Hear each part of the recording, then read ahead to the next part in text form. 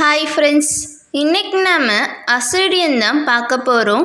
Ascidian phylum கார்டைட்டாவை சேர்ந்தது. கார்டைட்டானாலே அதுக்கிட்ட notochord இருக்குன்னு அர்த்தம்.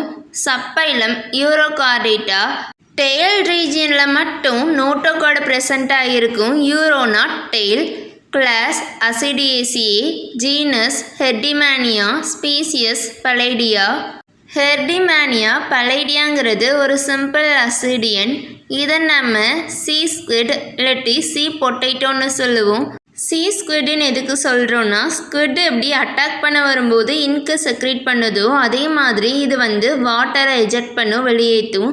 அதனால் இதை நம்ம சீ ஸ்குவிட்னு சொல்கிறோம். இதோட ஷேப் கிட்டத்தட்ட பொட்டேட்டோ மாதிரி இருக்கிறனால சீ பொட்டேட்டோன்னு இதை சொல்லுவோம்.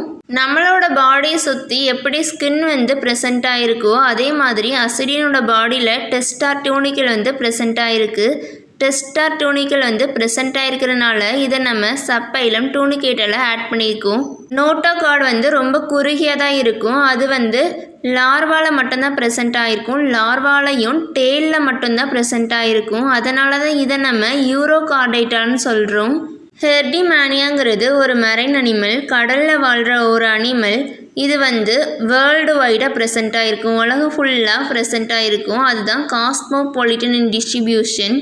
ஹெர்டிமேனியா எதில் வாழும்னா, நல்ல பாறைகளாக இருக்கிற கடல் கரையில் வாழும். கடலும் கரையும் சேர்கிற இடத்த தான் நம்ம கோஸ்டல் வாட்டர்னு சொல்லுவோம்.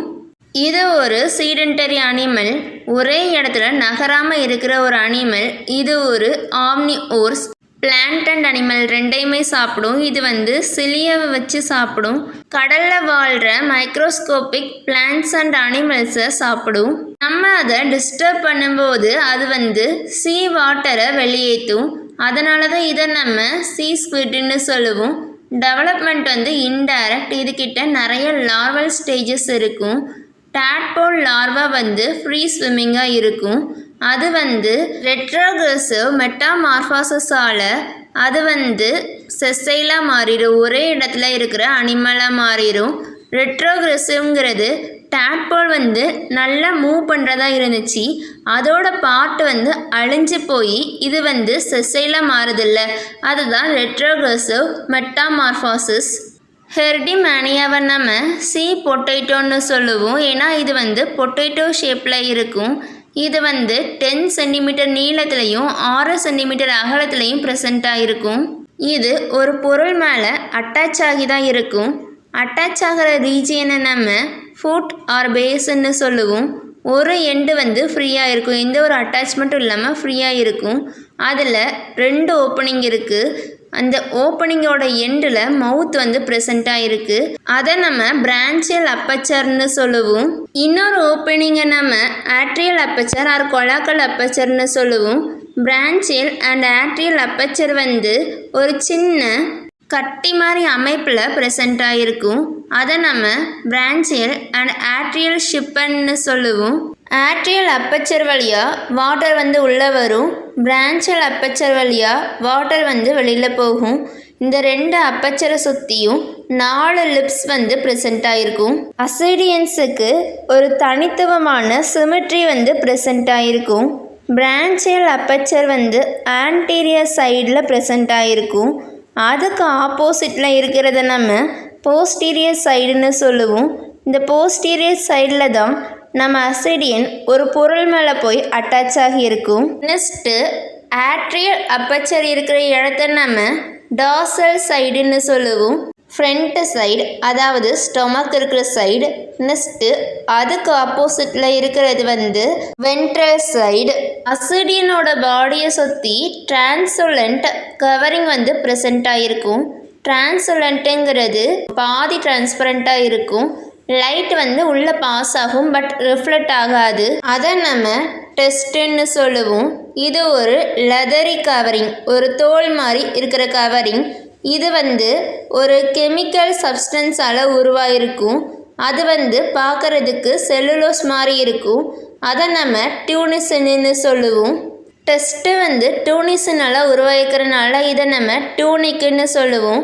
யூரோகார்டைட்டாவில் இருக்கிற எல்லா அனிமல்ஸ்கிட்டையும் இந்த டூனிசன் ப்ரெசென்ட் ஆகிருக்கும். அதனால் சப்பைலம் யூரோகார்டைட்டாவை நம்ம டியூனிகேட்டர்னு சொல்லுவோம். இந்த டியூனிக்கை பாடி வாலுக்கு உள்ள எண்டோடர்மல் செல்ஸ் வந்து செக்ரேட் பண்ணும். இந்த டெஸ்ட்டுக்கிட்ட ஒரு ஜெலிட்டினஸ் மேட்ரிக்ஸ் வந்து ப்ரெசண்ட்டாக இருக்கும்.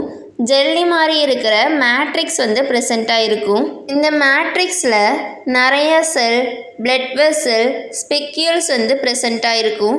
ஸ்பெக்யூல்ஸ்னால் முள் மாதிரி அமைப்பு. மேட்ரிக்ஸில் என்னென்ன செல்ஸ் எல்லாம் ப்ரெசண்ட்டாக இருக்கும்னா, ஃபஸ்ட்டு அமீபாய்டு செல். இது வந்து கிட்டத்தட்ட அமீபா மாதிரி தான், ஷேப்பை வந்து இதால் சேஞ்ச் பண்ணிக்க முடியும். Next eosinophils cells. இந்த செல்ஸ் வந்து எதனாலையும் நம்மளுக்கு இன்ஃபெக்ஷன் ஆச்சுன்னா அதை எதிர்த்து போராடுற செல்ஸ். Next வாஸ்குலேட்டட் cells. இந்த செல்ஸில் எம்டி ஸ்பேஸ் வந்து ப்ரெசண்ட்டாக இருக்கும். எம்டி ஸ்பேஸ் எப்படி க்ரியேட் ஆகுதுன்னா, பாக்டீரியல் இன்ஃபெக்ஷன் அப்போ இந்த செல்ஸ் வந்து டேமேஜ் ஆகிருக்கும்ல, அதனால சைஸில் வந்து சின்னதாக மாறும்.